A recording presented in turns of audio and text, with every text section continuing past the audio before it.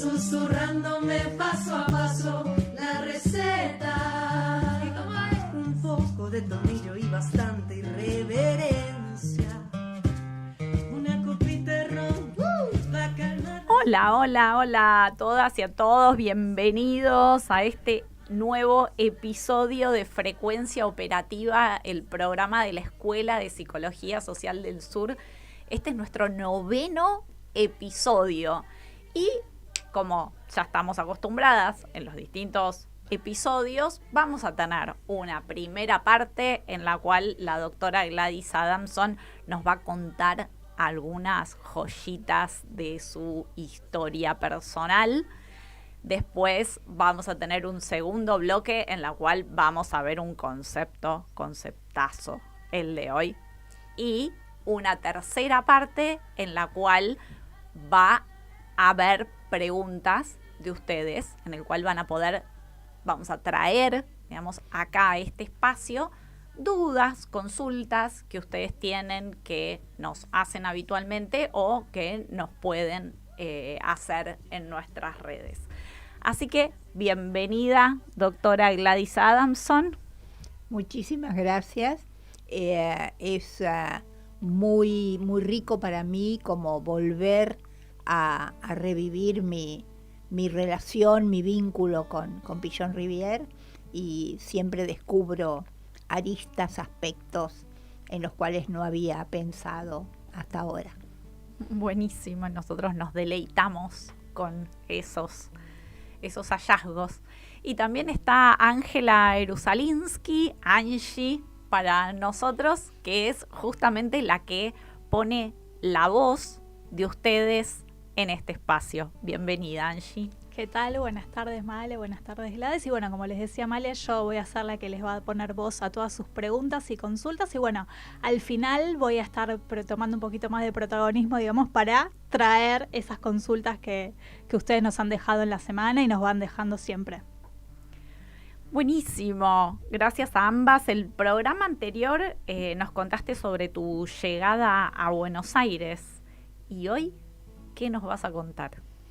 Bueno, también mi llegada a la escuela de Pichon iba detrás de los pasos de Blecher, pero recibo o encuentro mucho más, porque encuentro no solo a Blecher, sino al maestro de Blecher. El impacto con Pichon fue como inmediato, podríamos decir, ¿no? Porque tenía primero que era una persona alegre, era una persona afable, hacía con facilidad chistes o bromas o simplemente frases simpáticas. Siempre se extendía en sus clases y venía la secretaria para avisarle que tenía que terminar la clase. Entonces Pichon siempre le hacía una broma, ¿no? Le hacía como que venía con una tijera a cortarla, como evocaba, digamos, como si fuera una persona que venía como castradora, podríamos decir una figura castradora. Y la pobre secretaria se ponía roja de toda la frente hasta el borde de los pelos, toda roja, y Pichon la bromeaba. Esperaba ese momento para hacerle una broma, pero era una broma simpática, o sea, todos nos sonreíamos. Un impacto también para mí fue la heterogeneidad de su público. En el año 67, cuando empieza la Escuela de Psicología Social del Sur, éramos tantas personas las que queríamos ingresar a su escuela, que hubo que abrir 2 días. O sea, estaba primer año de los lunes y primer año de los miércoles, porque no entrábamos. Era un edificio antiguo y tenía muchas habitaciones, pero no entrábamos. Entonces hubo que desdoblar primer año. Yo no recuerdo si yo cursé los lunes o los miércoles, pero no me perdía ninguna clase. El público era muy heterogéneo. Por ejemplo, había mujeres que iban con sombreros. O sea, eran tan elegantes, que iban con sombreros. Y después había sindicalistas, había psicoanalistas, había amas de casa, estudiantes de psicología, montones, imagínense, después de la noche de los bastones largos, después de estar cerrada la facultad, la mayoría éramos de la Facultad de Psicología. A fin de año, Pichon-Rivière hizo un abstractus. El abstractus era una figura, era una técnica que utilizaba Pichon, donde promediaba, o sea, todos habíamos llenado un cuestionario con la edad, de dónde proveníamos, y algunas otras preguntas, muy pocas, 4 o 5 preguntas, nada más. Y las poníamos en un buzón. Y el abstractus luego salió como era yo. O sea, salió una persona joven, de 20 y pico de años, de la Facultad de Psicología, o sea, tenía todas las características que yo tenía, o sea, que yo era como una figura promedio, digamos, de la amplísima población en ese momento. Pero les digo que era una heterogeneidad en edades también, muy amplia. Los grupos, por supuesto, eran inmensos. Teníamos coordinadores que eran los egresados de la Escuela de Psiquiatría Social, que había terminado el año anterior. Y disfrutábamos, digamos, una característica también era que empezábamos a las 10 de la noche. Evidentemente, Pichon trabajaba hasta las 8 o hasta las 9, no sé, y después iba a la escuela a dar clase. Pero empezábamos a las 10, así que imagínense, entre la clase de Pichon, que duraba entre 1 hora y media, luego un pequeño recreo, luego el grupo operativo, terminábamos a la madrugada y después quedábamos tan embalados que íbamos a cenar, íbamos a comer algo, con lo cual era una noche larguísima. Y esto era porque Pichon-Rivière seguramente trabajaba hasta tarde, pero era noctámbulo, para él era natural vivir la noche trabajando o pensando, ¿no? Cuando yo estaba en 4º año, que era la tarea de observación, porque la carrera duraba 5 años, uno observaba en el 4º año y coordinaba en el 5º año. Pichon-Rivière da un seminario en el hospicio y pregunta si alguien quiere observar para luego entregar esas crónicas a Pichon. Yo me ofrezco a observar y voy con Pichon al hospicio. Ahí tengo un impacto imborrable, porque cuando uno va al hospicio, los psicóticos se le acercan y los psicóticos tienen un aspecto raro, son pobres, están mal vestidos, están sucios, se le pegan a uno, le piden cigarrillos, le piden monedas, o sea que es un impacto que uno no podría decir afable. Pichon, sin embargo, lo tomaba con total naturalidad. O sea, me impresionó muchísimo cómo Pichon dejaba que se acercaran, los abrazaba, los palmeaba, papito, dame cigarrillo, les acariciaba la cabeza. O sea, tenía una afabilidad él con ellos que me resultó asombroso, me resultó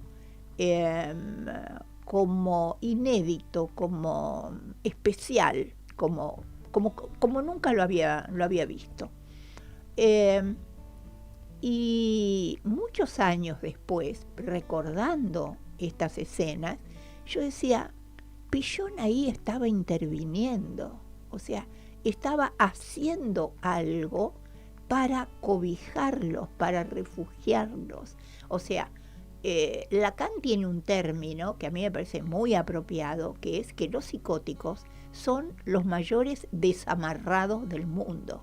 O sea, son seres desamarrados, han cortado sus vínculos con el mundo humano, con el mundo social, de los bienes sociales.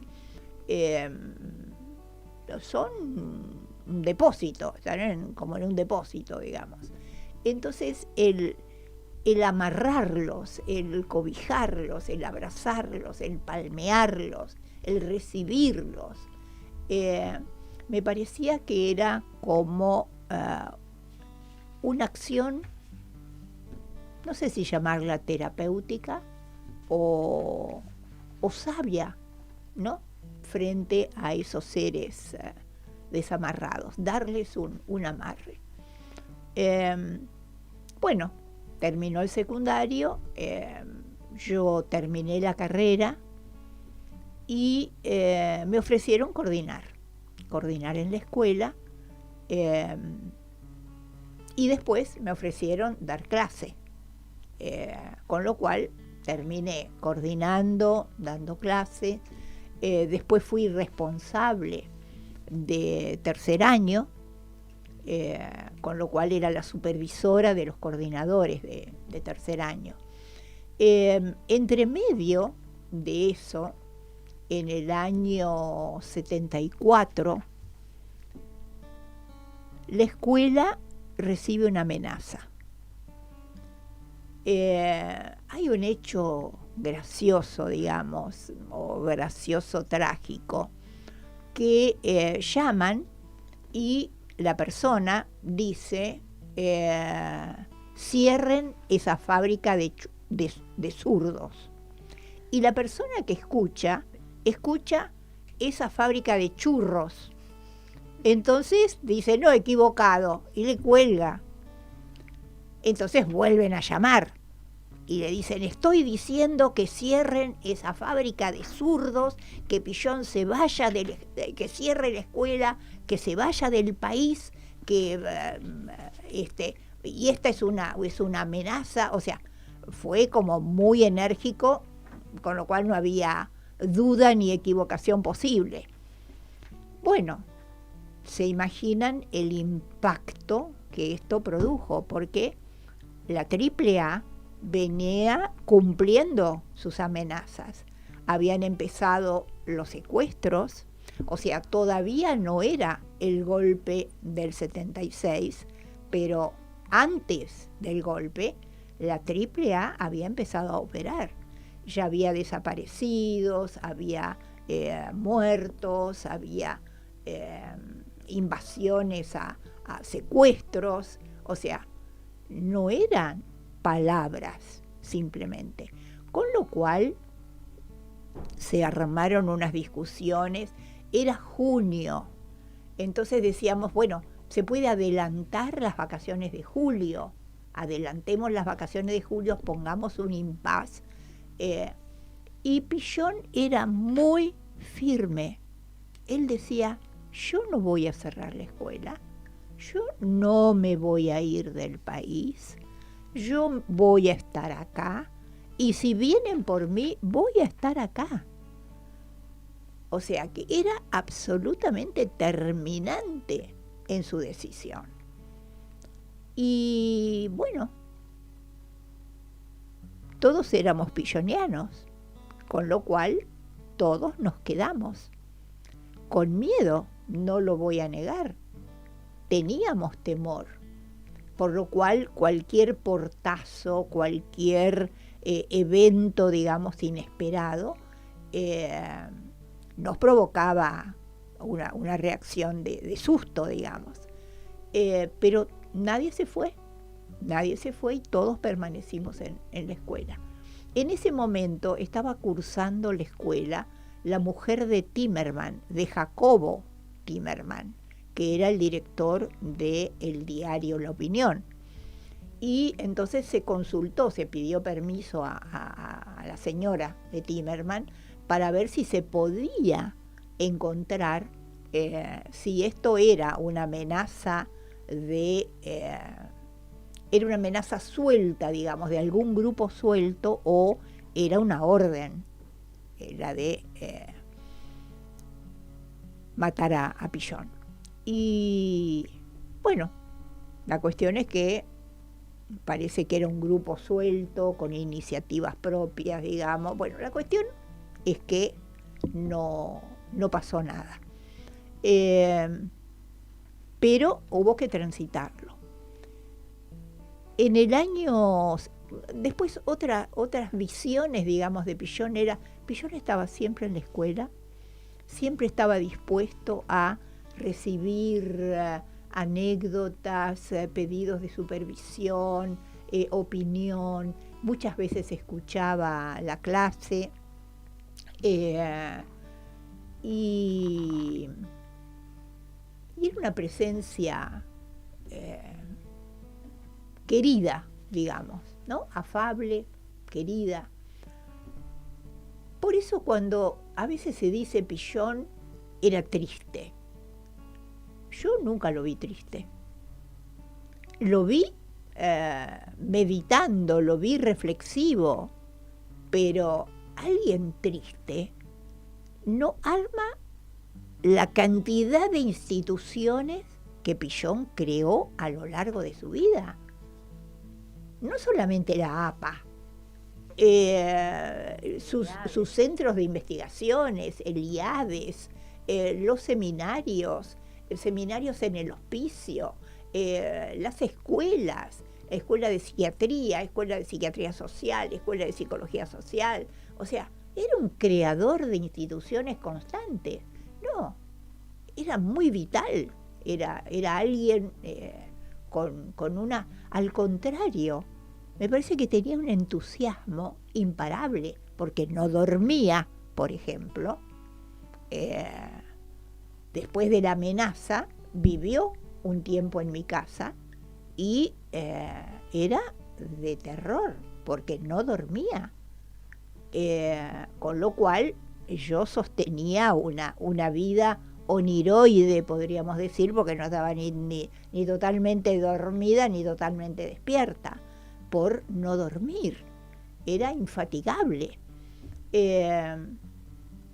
Así que no tengo para nada esa visión. Sí que le preocupaba la tristeza, porque la tristeza es un signo, digamos, donde uno retrocede frente al desafío, frente al futuro, frente a un obstáculo, ¿no? Es la consecuencia, en todo caso, de retroceder frente a algo a lo cual uno tenía que avanzar, vencer frente a un obstáculo, ¿no? Pillon finalmente en 1977 fallece. Con lo cual estaba el desafío de que su escuela continuara. Yo nunca dudé que su escuela continuara. Nunca. No tenía la más mínima duda que esa obra de Pillon no iba a morir con él. O sea, estábamos todos ahí. Era una estructura armada, organizada, ejecutada, llevada a cabo. Y ahí creo que fue muy importante el rol de Ana Quiroga, porque Ana Quiroga asumió la dirección de la escuela y todos seguimos en nuestros roles, todos seguimos ejerciendo nuestros roles. Fuera dictadura, fuera democracia, hasta el año 85, en el cual yo creé mi propia escuela, la Escuela de Psicología Social del Sur.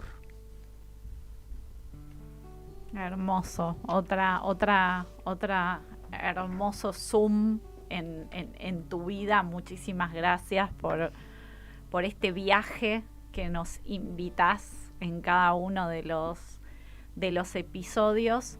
Yo lo que me quedé pensando es en este abstractus, ¿no? que contabas que se caracterizaba por, digamos, ser mujer de 20 años, y pensaba cómo cambiaron los tiempos, ¿no? Porque hoy la población de la escuela tiene una característica de un poco más de edad, ¿no?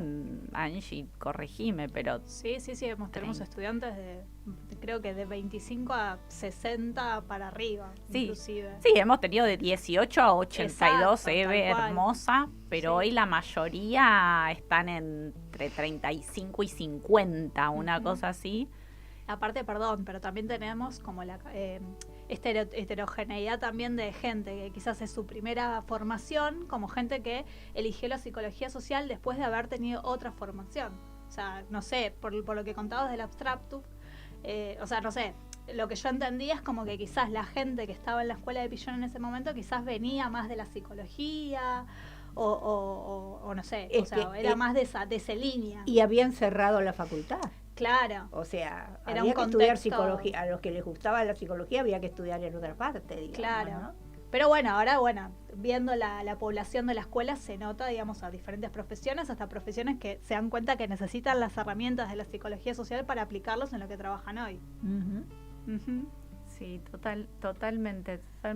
Y pensaba eso, ¿no? Cómo hoy en la escuela de Psicología Social del Sur está esa heterogeneidad, ¿no? que traía Angie, y a su vez esta edad, digamos, entre 35, 50, que yo siempre lo ubiqué como en un momento en el cual ya tenés distintas experiencias de la vida cotidiana, en grupos, en organizaciones, en comunidades, situaciones que no terminás como de entender y que querés tener, digamos, más herramientas conceptuales para poder entenderlas, abordarlas, trabajarlas y accionar, como nos contabas en el episodio anterior, para resolver, ¿no? Las situaciones de la vida cotidiana, justamente. Sí, es una linda edad para aprender psicología social, ¿no? Esta frase que tenemos en la página, ponerle ciencia a tu experiencia, ¿no? O sea, poder repensar y reflexionar acerca de la propia experiencia, ¿no? Sí, perdón, pero también me trae un poco a que a veces preguntan mucho también de la edad y, o sea, si podré hacer la carrera y, bueno, cómo rescatamos esto también de esto de la experiencia, o sea, al contrario, o sea, lo que vos traes quizás... Lo que dice mucho capaz la persona que quiere arrancar, que tiene las ganas de arrancar la carrera y no se anima, a veces el obstáculo es pensar, pero yo ya tengo 50, tengo 55, podré relacionarme con una persona de 20 años, de 25, y a veces es eso, ¿no? El explicarle, no, pero al contrario, vos traes una experiencia de vida que le va a sumar al grupo, así como la persona de 20 a 25 te va a enseñar, digamos, de lo que es su contexto actual. Pero bueno, es como esas maravillas también que tiene la heterogeneidad de los grupos, ¿no? Así es. Tal cual. Como justamente esa heterogeneidad te amplía la mirada, te permite entender mejor los conceptos, acceder a conocimientos que si no accederías. Vamos a un tema y volvemos.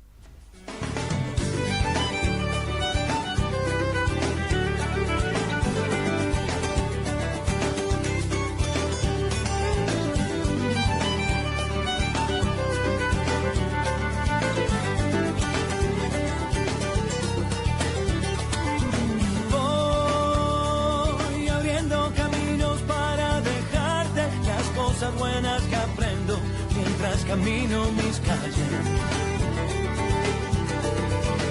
Me llevaré las buenas luces que tiene la gente, que me iluminan la vida y me regalan mi suerte. Como un río que camina hacia el mar, quiero ver la risa del sol por las mañanas, que venga siempre a golpearnos la ventana. Yo quiero un sol que me acompañe, hablando siempre de frente, tirando tirando todo lo malo.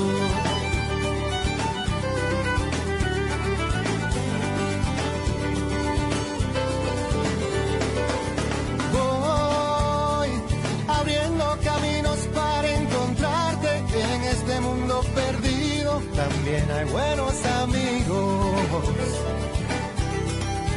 y me llevaré las buenas luces que tiene la gente, y cuando me sienta solo me cuidarán para siempre. Como un río que camina hacia el mar, quiero ver la risa del sol por las mañanas, que venga siempre a golpearnos la ventana. Yo quiero un sol que siempre me acompañe, hablando siempre de frente, tirando todo lo malo. Como un río que camina hacia el mar, saca el dolor afuera y no te quedes a esperar. No, no, no, no.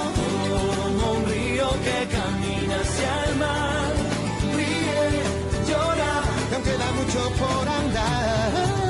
Y aunque en el mundo hay personas tan grises, hay otras que no paran de brillar. En esta vida que se me termina, no quiero ya dejarte de cantar. Como un río que camina hacia el mar, saca el dolor afuera y no te quedes a esperar. Como un río que camina hacia el mar, ríe, ríe y llora, no queda mucho por andar, tu belleza. Como un río que camina hacia el mar, ojalá que llueva café en el campo. Como un río que camina hacia el mar, saber que se puede, querer que se pueda, sacarlo todo para afuera. Como un río que camina hacia el mar, cuando tú cantas conmigo, Juan Luis, ahí me sube la bilirrubina a mí. Como un río que camina hacia el mar, pero deja, Diego, que tus sueños sean olas que vienen y van. Como un río que camina hacia el mar, quisiera ser un pez. Buenas, buenas, acá estamos nuevamente después de escuchar Abriendo Caminos de Diego Torres y Juan Luis Guerra, hermosísima canción. Empezamos el nuevo bloque de Frecuencia Operativa, en el cual Gladys nos explica, digamos, un concepto. Y el concepto que elegimos para el día de hoy es nada más ni nada menos que el de tarea. Sí, por un lado tiene una importancia teórica, porque Pichon-Rivière dice que el grupo operativo es un grupo centrado en la tarea. No es un grupo centrado en el individuo, como serían los grupos terapéuticos. No es un grupo centrado en el grupo, como serían las experiencias de Bion, por ejemplo, en Inglaterra, sino que es un grupo centrado en la tarea. Es como un grupo comando, que se fijan un objetivo, tienen que cumplirlo y entonces se distribuyen los roles, pero tienen que llegar a ese objetivo que es el compromiso de todo el grupo. Cuando yo entré a la escuela de Pichon, yo venía con la experiencia universitaria, donde uno tiene los autores, los conceptos, la teoría, y tiene que aprender y repetir esos conceptos y esa teoría. Tiene que informarse y tiene que dar examen sobre esos conceptos. Por lo cual, cuando yo fui a los grupos operativos, yo hacía eso. Tomaba los conceptos que se habían dado en la clase y trataba de desarrollarlos conceptualmente. La cuestión es que el coordinador no estaba de acuerdo con ese estilo de abordar la tarea. Con lo cual yo dije, bueno, ¿cuál será la tarea en el grupo? ¿Será que hay que interpretar lo que sucede en el grupo? Entonces, bueno, vino la próxima reunión y yo dije, bueno, yo voy a interpretar lo que pase acá en el grupo. Entonces elaboraba hipótesis interpretativas. Entonces el coordinador me decía, ¿vos querés ocupar mi rol? Yo decía, no, yo no quiero ocupar el rol de él. Entonces le decía, yo, la verdad, no sé qué es la tarea.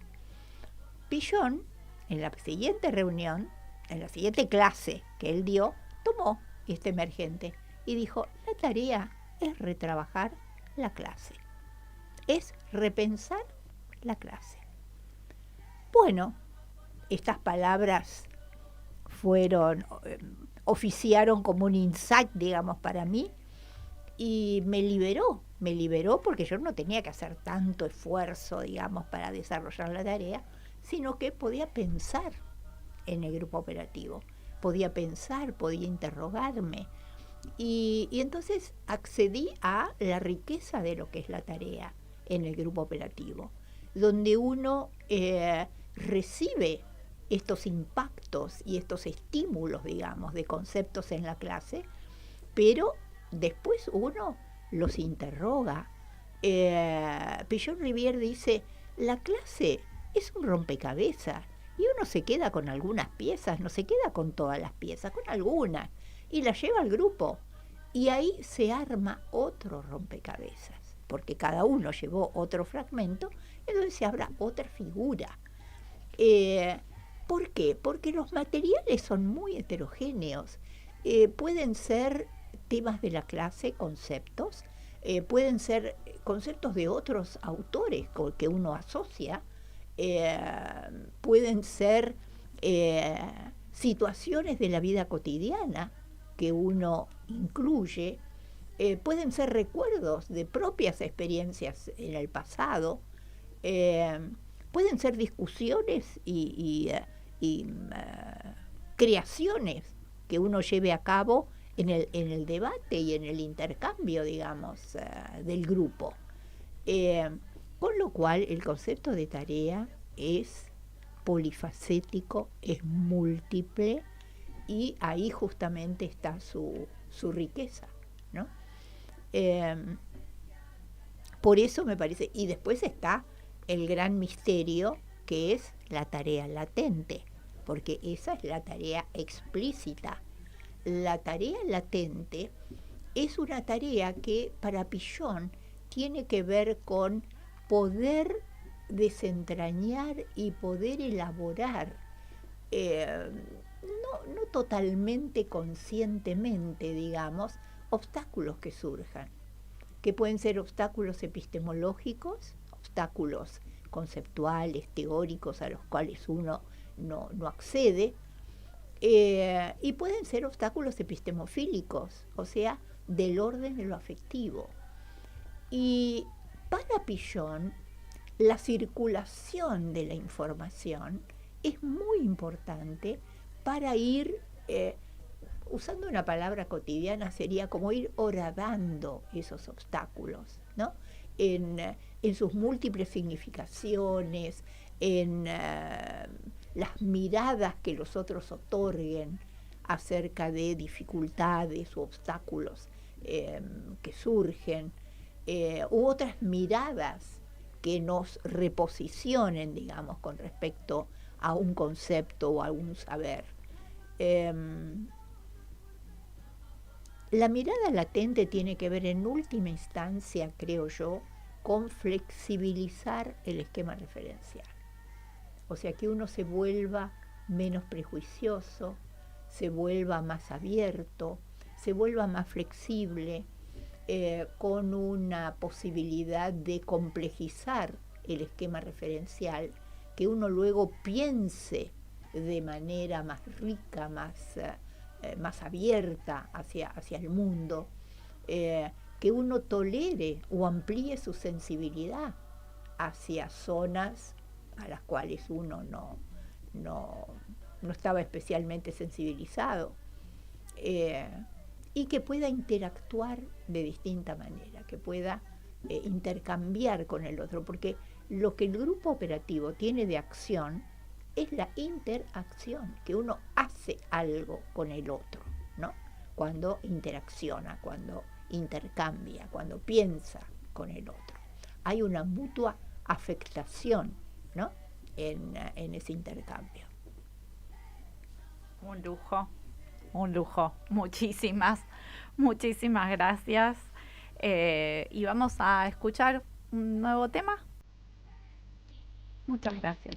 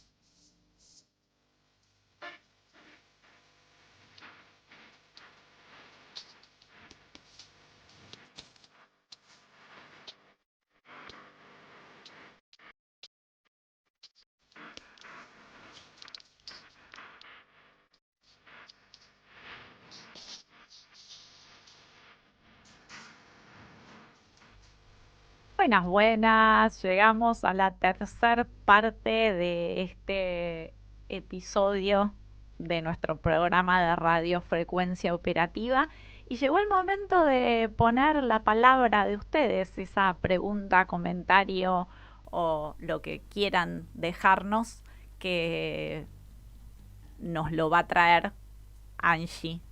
Gracias, Male. Bueno, mira, esta pregunta que voy a traerle a Gladys precisamente tiene mucho que ver con el concepto de tarea, lo que estabas hablando de la tarea latente, porque lo que nos ha pasado es que en esta semana nosotros en la escuela siempre tenemos talleres informativos que brindamos para los interesados en la carrera, a veces también los mismos estudiantes hacen consultas, y esta pregunta que voy a hacer surgió en uno de los talleres, que si bien obviamente se le contestó a la persona y a todo el grupo para que lo tenga en claro, aprovecho que estás vos para dejarnos, a darnos esa respuesta y que también todos lo puedan saber. La pregunta es si la tarea latente es lo que en otras disciplinas es el inconsciente grupal. Pichon-Rivière nunca habla de inconsciente.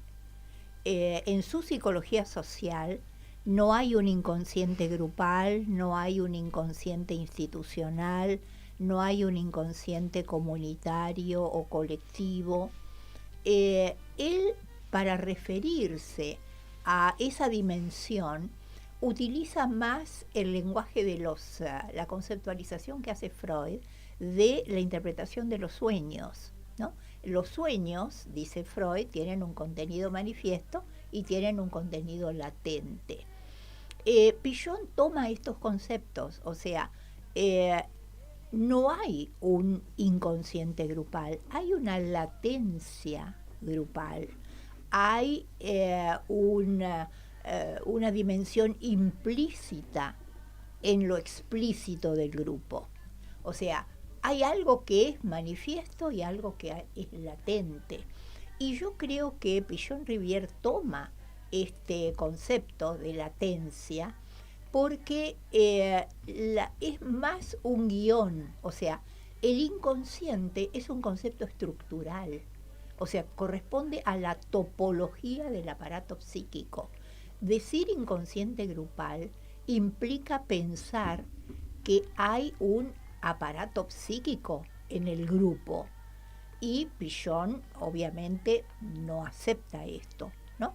Sí acepta que es un conjunto humano y es una estructura heterogénea, direccionada hacia un objetivo, que tiene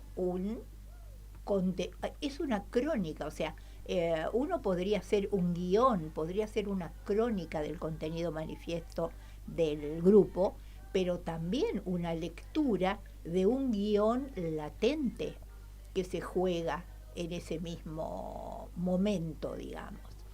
Y lo latente tiene que ver con aquello que se va elaborando, aquello que se va cambiando, ¿no? O sea, uno puede cambiar de rol, por ejemplo, uno puede sentir que hay una dificultad para manifestar algo, o al revés, que por primera vez descubre que puede manifestar algo que nunca había manifestado antes. O sea, en lo latente se pone en juego el esquema referencial, se pone en juego aquello. Piaget le da mucha importancia a los obstáculos que pueden aparecer, ¿no? Y cómo en la latencia grupal superar estos obstáculos le permiten lo que él va a llamar el desarrollo pleno de la vida humana. Wow. Menos mal que la tenemos a Gladys para contestar todo esto. Fantástico. Bueno, y chicas, lamento decirles que se nos terminó el tiempo, el tirano tiempo. Bueno. Así que espero que todos los que nos están escuchando lo hayan disfrutado tanto como nosotras acá. El martes que viene continuamos. Así que si nos escuchan en la semana y nos quieren dejar alguna pregunta, algún comentario, lo retomamos. Bueno, muchas gracias Gladys, muchas gracias Angie. Nos vemos la semana que viene. Ha sido un placer. Hasta la próxima. Hasta la próxima.